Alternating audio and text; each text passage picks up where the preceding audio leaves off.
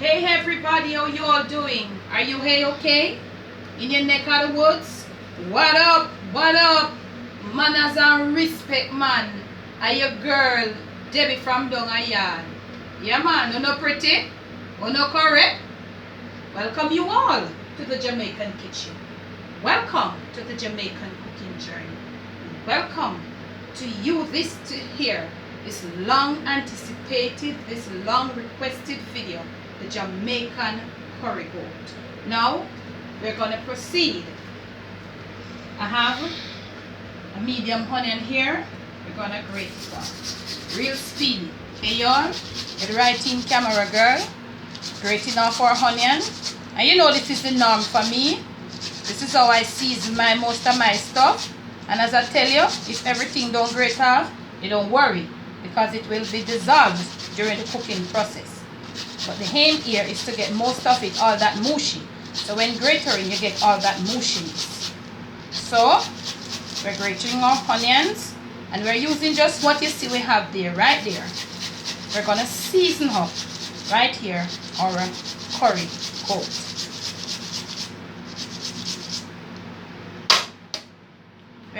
We have about 5 pegs of garlic, yes?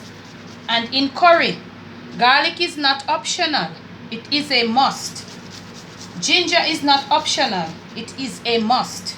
Okay? It's compulsory, meaning it's a must means it's compulsory. In curry, garlic and ginger, it's compulsory. Okay, y'all? So we have grated off our garlic. We have grated our onion. Now we are grating this chunk of ginger.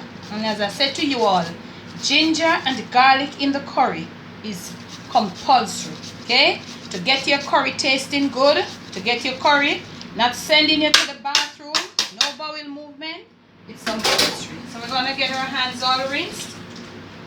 There you are. Now, I should have told you I have 2 pounds of mutton. 2 pounds. And you need to cut your mutton in bite-sized pieces like this. No bigger. Okay, y'all? And please this is a crushed red pepper. We're putting in about half of a teaspoon or a little less. And please be reminded that your mutton, and we have some Maggi all-purpose. We're putting in a teaspoon of it. We've got here some crushed, and you can use your freshly crushed black pepper. I'm using some freshly crushed pimento seeds.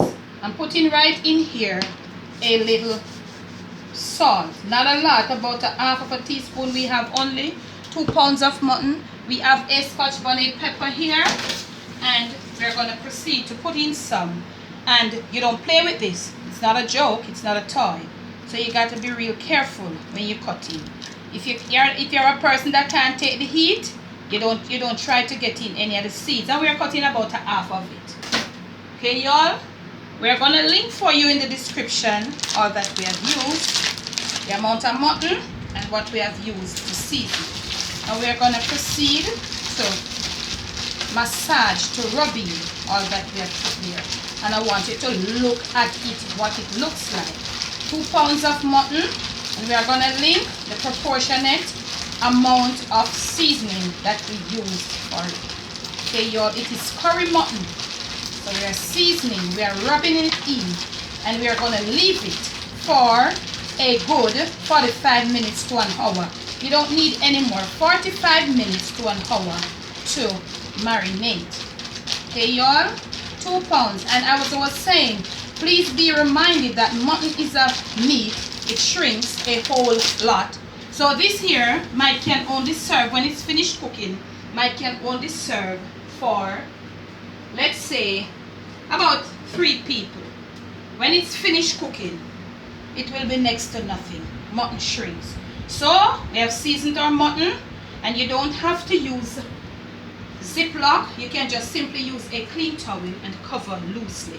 If you want to refrigerate, you can use your seasoning of choice. If you use your powdered seasoning, use you can use your onion powder, your garlic powder, and the rest of your powdered season. Season to your like. Okay, y'all?